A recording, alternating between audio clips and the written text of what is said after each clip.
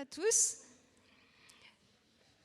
J'espère que la matinée s'est bien passée pour vous tous et que vous avez eu une pause déjeuner agréable. Benoît Salustro, qui est intervenu ce matin, voulait préciser une réponse à une question qui lui a été posée.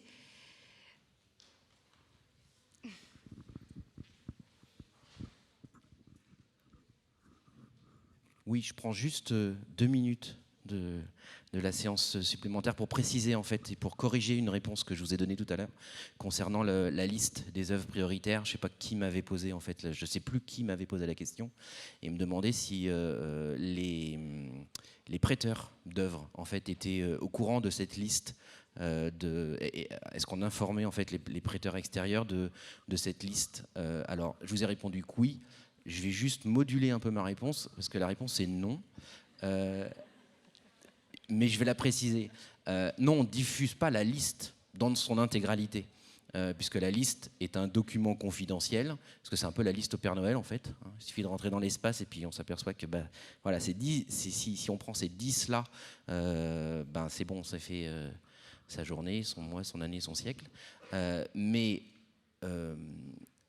la procédure ne prévoit pas jusque dans le détail, parce qu'après, c'est les relations des commissaires avec les prêteurs ou avec les musées ou les prêteurs individuels. Donc ça, on rentre pas, le PSBC ne rentre pas dans cette précision-là, mais il n'interdit pas non plus le commissaire d'expliciter la procédure. La procédure est tout à fait officielle, elle est connue. Et c'est quelque chose qu'on a mis en place au niveau de l'ensemble en fait, de l'établissement. Donc rien n'empêche le commissaire, après, dans le dialogue qu'il peut avoir avec les différents prêteurs, de rentrer dans ce genre de détails, mais spécifiquement sur leur œuvre qu'ils ont prêtée, et pas sur l'ensemble des œuvres, bien évidemment. Voilà, pour être complètement clair dans ma réponse, que je l'ai un peu raccourci en fait tout à l'heure, j'ai un peu répondu un chouïa à côté, c'est pas l'ensemble de la liste, bien évidemment. Voilà, merci beaucoup. Donc pour continuer à juste propos sur la liste de priorités, l'intervention qui suit sera menée par Mylène Florentin, qui est diplômée de master en conservation préventive de Paris 1 en 2016, consultante en conservation préventive depuis 4 ans. Elle intervient sur différents projets d'assistance à maîtrise d'ouvrage et elle s'est spécialisée dans les plans de sauvegarde depuis 2016. Mylène est secrétaire de l'association APREVU, l'association des préventeurs universitaires en conservation du patrimoine.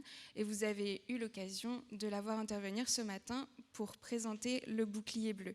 Pour cette intervention cet après-midi, elle est accompagnée de Valérie-Anne Rosé, diplômée de master de conservation préventive de Paris 1 en 2018, conservateur-préventeur, ingénieur biologiste, travaillant au château de Versailles pour le suivi des conditions de conservation des œuvres exposées et pour le programme de recherche EPICO. Elle s'est spécialisée notamment dans les plans de sauvegarde et Valériane est présidente d'APREVU, l'association des préventeurs universitaires en conservation du patrimoine. L'intervention qui suit fait partie d'un groupe de 3 interventions qui présentent les outils pour la création d'un PSBC. Et cette première intervention outil porte sur la liste de priorités. Merci. Alors, je ne sais pas si ça fonctionne. Vous m'entendez? Oui, ça y est. Donc bonjour à toutes et à tous. On va intervenir à la suite de l'intervention de Benoît. Donc nous, on va vous parler de la liste de priorités, qui est un outil indispensable pour réaliser son plan de sauvegarde. On va essayer d'être brève, puisqu'en 20 minutes, on ne pourra pas parler de tout, mais nous allons aborder les sujets suivants. Donc pourquoi prioriser? Qui priorise et comment? La liste de priorités comme matrice, et puis nous réaliserons un petit focus sur la question des expositions temporaires à la fin de la présentation. Donc pourquoi prioriser? Donc sans ce travail qui est essentiel pour le plan de sauvegarde, quand on veut tout prioriser, on ne priorise rien, et donc je ne vois pas comment on pourrait réaliser des documents opérationnels pour que, par exemple, les sapeurs-pompiers puissent intervenir efficacement en cas de sinistre. Donc l'essentiel, c'est bien de prioriser les actions de sauvegarde, même si c'est un travail qui est certes difficile. Pour réaliser ce travail, nous allons voir rapidement que prioriser implique de tenir compte de différents paramètres. Avant de se lancer dans une priorisation, il faut déjà avoir analysé ces risques et identifier les risques majeurs auxquels vous êtes soumis et qui donneront lieu à l'élaboration d'un plan de sauvegarde. Donc il faut également connaître les moyens qui sont mis en œuvre pour réduire l'impact que ces risques pourraient avoir sur votre bâtiment et vos collections. Donc quels sont les moyens techniques, les moyens humains et les procédures existantes pour amenuire l'impact de ces risques et identifier les actions d'amélioration à mettre en place. Donc ce travail, comme tout le travail sur le plan de sauvegarde, normalement est un travail d'équipe, et ce travail sur l'analyse des risques doit pouvoir se faire en collaboration avec votre responsable bâtiment ou responsable sécurité. Et à l'issue de ce travail, vous connaîtrez mieux votre bâtiment, la configuration de vos espaces, les zones de recoupement, etc. Je voulais faire aussi un petit point sur la distinction entre le plan de sauvegarde des biens culturels et le plan de conservation préventive. Le plan de conservation préventive, il va permettre d'agir sur un ensemble de risques, donc un ensemble d'agresseurs du patrimoine. On va pouvoir agir sur le climat, les problèmes de vol, d'insectes, de moisissures. Et d'ailleurs, le vade-mecum de la conservation préventive indique bien cette distinction entre les deux. Le plan de conservation préventive devrait, dans l'idéal, donc, être accompagné d'un plan de sauvegarde des biens culturels. Ce sont donc deux documents différents, mais très complémentaires. Donc, revenons à nos risques majeurs. On distingue généralement deux types de risques. Donc, les risques à effet immédiat, qui vont donner lieu à l'intervention des secours extérieurs et qui vont évacuer ou protéger pendant ou après le sinistre. Et puis les risques à effet différé, comme une crue lente, où là, ce sont les personnels en interne qui vont pouvoir intervenir en amont du sinistre. Donc là, je vous ai mis deux exemples très différents.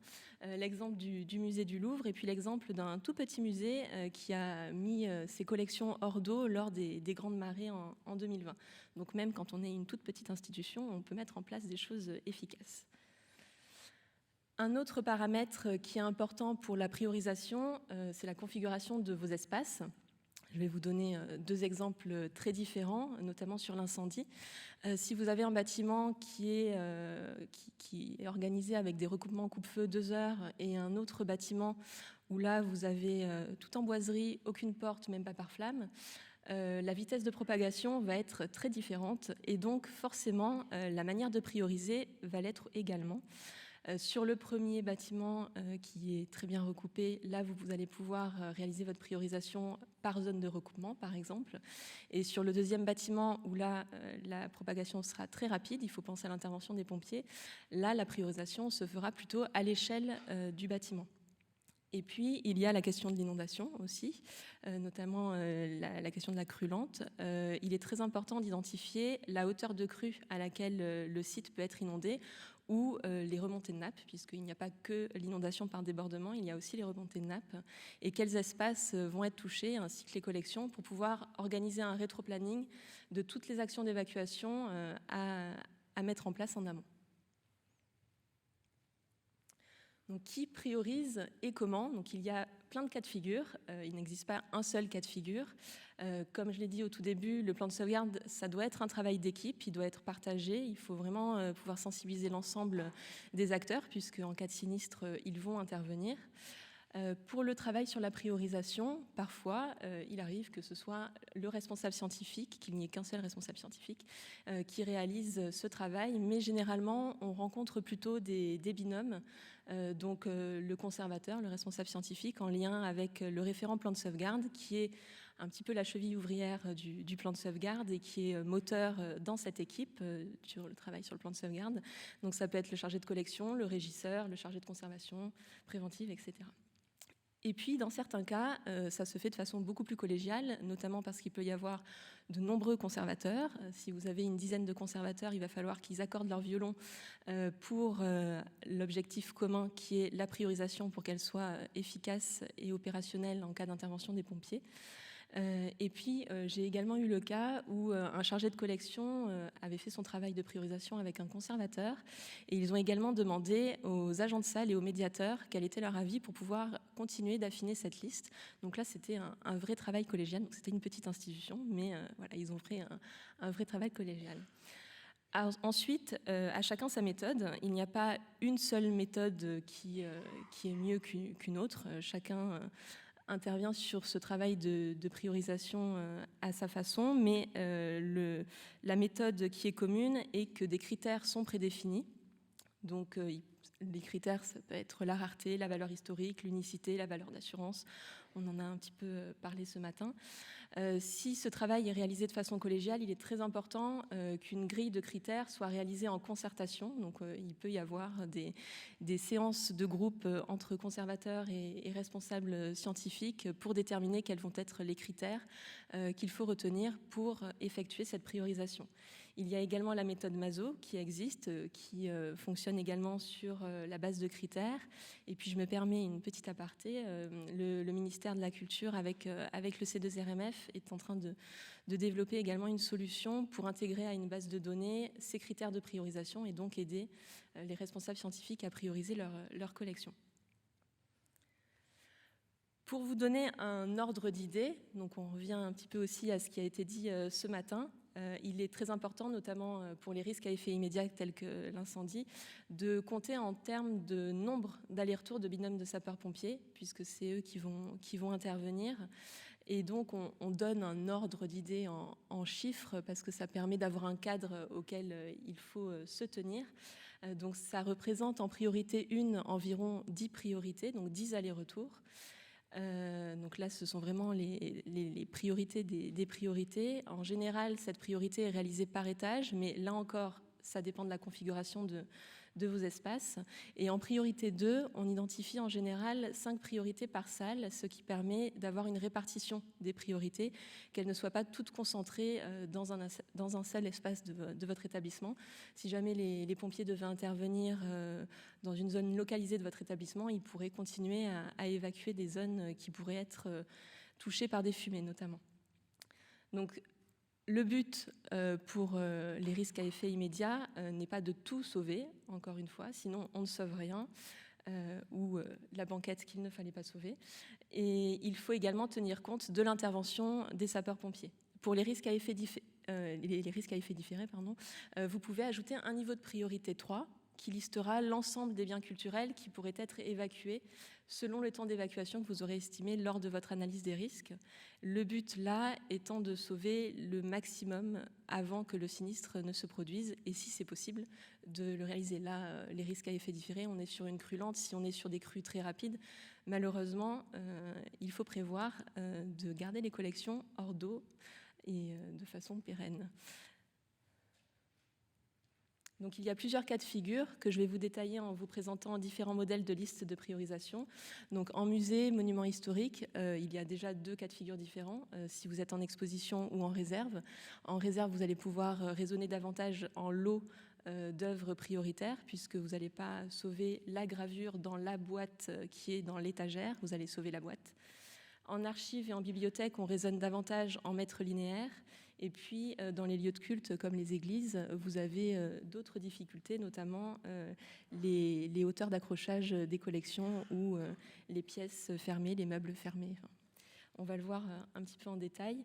Donc, la liste de priorités, elle doit être conçue comme une matrice, c'est-à-dire que cette liste, elle doit regrouper l'ensemble des informations que vous allez reporter sur vos documents pompiers et si possible, permettre de réaliser des listes de traçabilité. Donc là, on est plutôt dans le cas musée, monument historique. Je vais aller dans le détail. En plus gros, oui, c'est bon.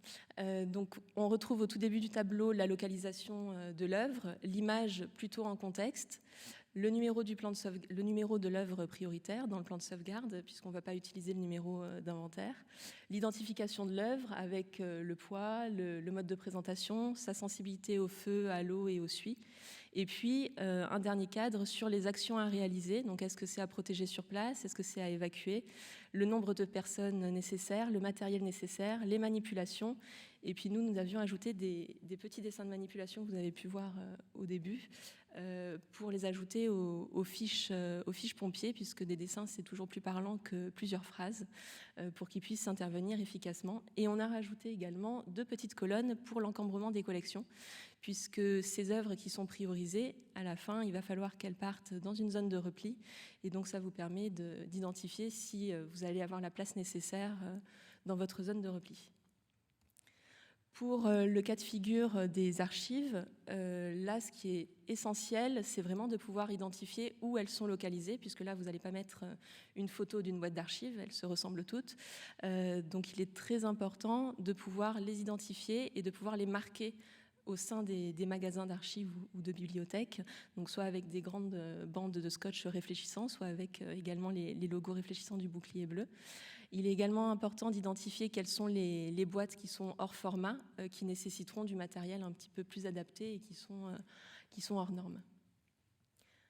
Pour le cas des églises, la liste s'apparente davantage à une liste type musée. Par contre, il y a 2 choses importantes. En plus, c'est là. Les conditions d'accès, il est important d'ajouter une colonne sur ces conditions d'accès, puisque vous pouvez avoir des très très grands formats accrochés à plus de 10 mètres de hauteur, ou alors une série de petits objets cultuels dans la sacristie, enfermés dans plusieurs meubles de la sacristie. Et puis, dans les actions à réaliser, vous avez une action qui est un petit peu différente de celle qu'on peut retrouver en musée. C'est la protection par l'action des pompiers, puisqu'on la retrouve aussi dans les monuments historiques. Si vous avez des œuvres monumentales qui sont immeubles par destination ou immeubles, parfois la protection sur place n'est pas possible, ou alors la mise en œuvre est tellement compliquée que de toute façon ça prendrait trop de temps.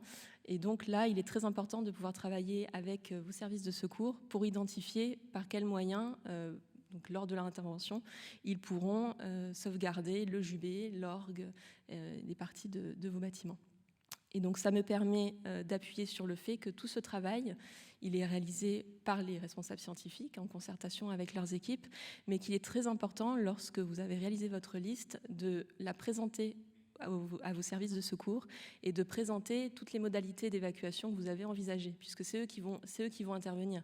Donc il faut vraiment qu'eux puissent vous dire ce qui est possible ou pas, et peut-être qu'ils auront des solutions auxquelles vous n'avez pas pensé.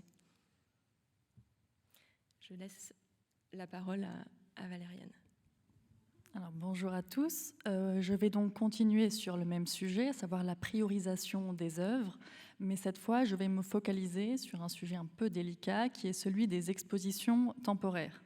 Donc, pour poser un peu le décor, je vous présente là une capture d'écran du site du ministère de la Culture, avec une parution, donc la dernière, il me semble, qui date du 30 avril 2021, donc il y a tout juste 1 an.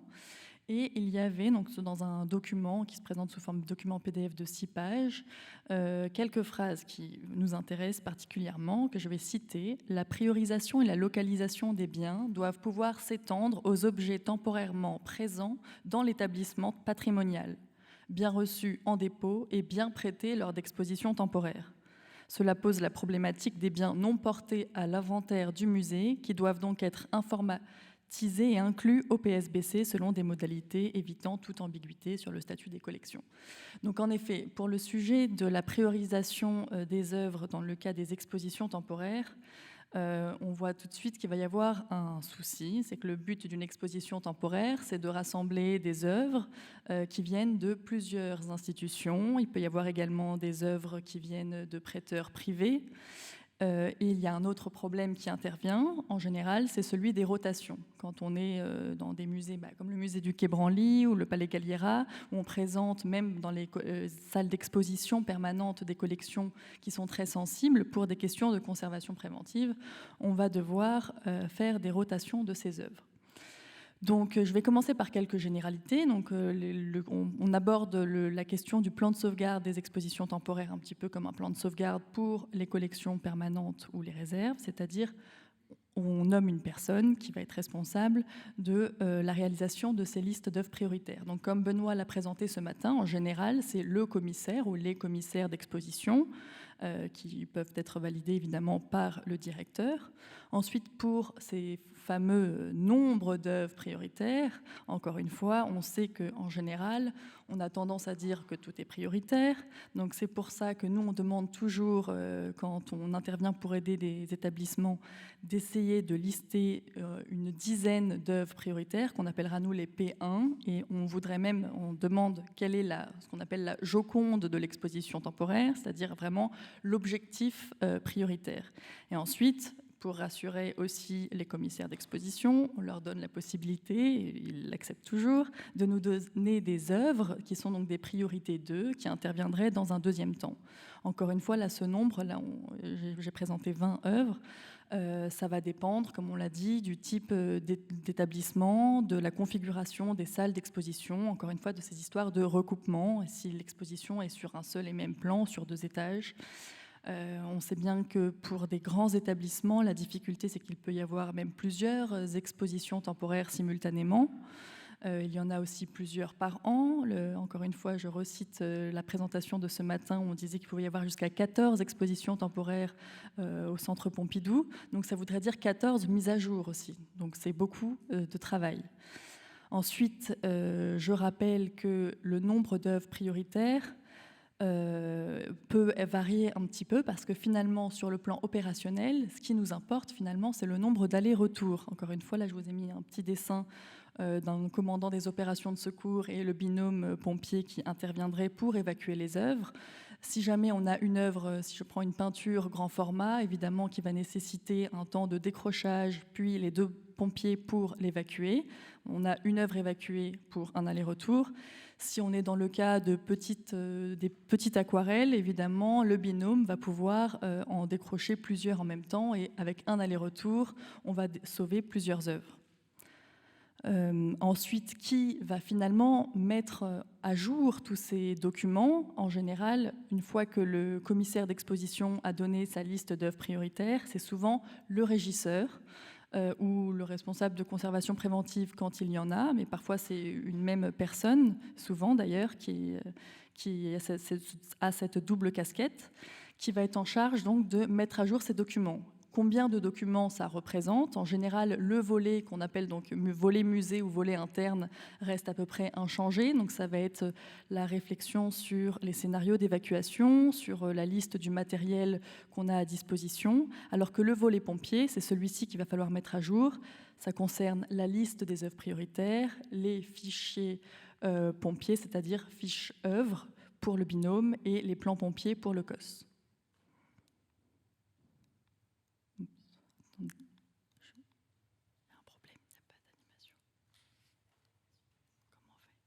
Pardon, j'ai juste un problème avec les animations, tant pis, on fera sans.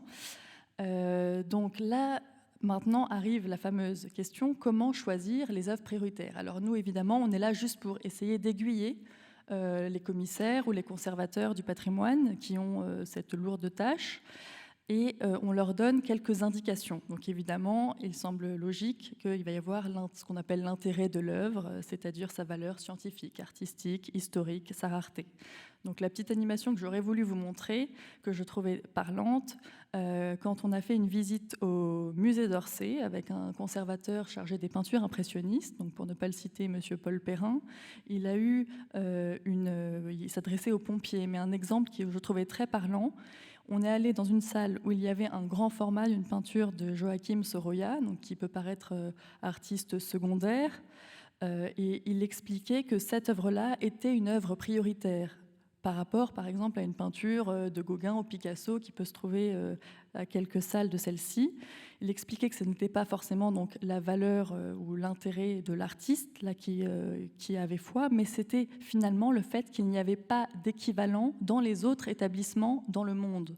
C'est-à-dire que c'était l'œuvre, c'est le plus grand format que Sorolla a peint, et si on perd cette œuvre, eh bien, on n'a pas d'équivalent. Donc il y a cette notion-là qui est très importante. Dans l'intérêt de l'objet, ce n'est pas forcément l'intérêt de l'artiste, mais on va prendre en considération finalement le nombre d'œuvres qu'on a de cet artiste et aussi s'il y a un équivalent ou non ailleurs. Ensuite, le statut de l'objet, donc ça c'est vrai que c'est très important. Pour une exposition temporaire, comme je l'avais dit tout à l'heure, on a des œuvres qui sont de l'établissement, donc qui viennent des réserves ou des salles d'exposition permanentes, mais on a aussi des prêts d'autres institutions françaises, étrangères, et des œuvres qui nous viennent de collections privées. On a aussi la sensibilité de l'objet qu'il faut bien prendre en considération. Évidemment, les œuvres qui vont être déjà présentes sous vitrine, par exemple, sont déjà en quelque sorte un petit peu protégées. Et des œuvres, je parle d'une petite sculpture en cire de Degas, évidemment, va être beaucoup plus vulnérable qu'une sculpture en marbre plus robuste. Donc il faut vraiment prendre en compte aussi ces histoires de sensibilité des œuvres. Ensuite, il y a aussi la mobilité de l'objet et la difficulté d'intervention. Il est certain que si on priorise une œuvre qui est très difficile d'accès, qui est très difficile pour la déplacer ou la décrocher, on va perdre énormément de temps. Et donc, ce sera à défaut de plusieurs allers-retours qui auraient permis de sauver plusieurs œuvres. Donc, c'est pour ça qu'on parle souvent de cumul des critères. C'est la priorisation doit essayer de prendre en compte tous ces éléments. Ensuite, pour les petites choses plus délicates, les œuvres prêtées. Donc moi, quand j'étais d'ailleurs en stage auprès de Mylène à Paris Musée, que je m'étais occupée justement de ces questions de réalisation de plans de sauvegarde pour des expositions temporaires pour diverses institutions, j'ai essayé de chercher si dans la littérature, il y avait des informations quant au statut de ces œuvres. Est-ce qu'on doit prioriser des œuvres prêtées par des collectionneurs privés, par exemple, par rapport à des œuvres d'institutions? Et finalement, donc, elles sont à considérer au même titre. Il n'y a pas de réglementation en vigueur actuellement, mais il y a quand même une règle tacite, un petit peu de bienveillance, qui fait qu'en général, on a tendance à prioriser des œuvres prêtées. Alors arrive encore un problème. Là, je vous ai mis une petite photo d'une exposition qui a eu lieu en 2017 ou 2018, je ne sais plus, au musée d'Orsay encore, Picasso bleu et rose. Quand on a ce genre d'exposition qui réunit que des chefs-d'œuvre d'un même artiste, en l'occurrence Picasso, très vite, on va avoir une problématique. Comment prioriser si un même prêteur va nous prêter plusieurs œuvres, si une même institution nous prête également plusieurs œuvres? Donc là encore, c'est une règle toujours un peu de bienveillance. On va essayer de prioriser des œuvres finalement d'un petit peu tous les prêteurs. Je rappelle, on a dit qu'il n'y avait que 10 œuvres, donc très vite, on va être confronté au même problème, donc de devoir mettre des œuvres en priorité 2 ou même priorité 3. Pour les œuvres en rotation, là aussi, je voulais juste faire un petit focus parce que maintenant, même donc, dans les parcours permanents, on a de plus en plus de rotation pour les œuvres sensibles, comme je disais, notamment les naturalia, les œuvres textiles ou les œuvres d'art graphique.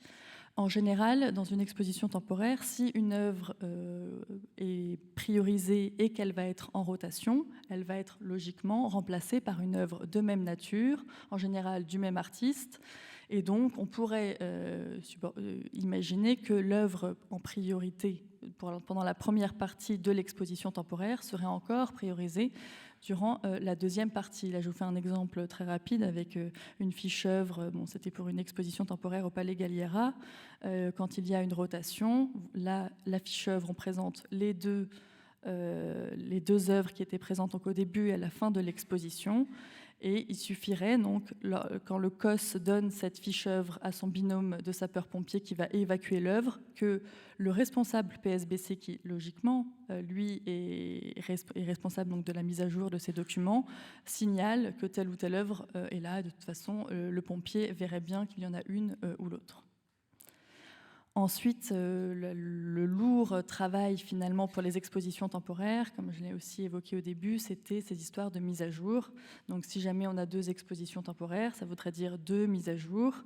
Donc ça veut dire beaucoup quand même de temps pour le régisseur, qui en général, on le sait, dans les expositions, mise en place d'une exposition temporaire, on termine un petit peu la veille du vernissage.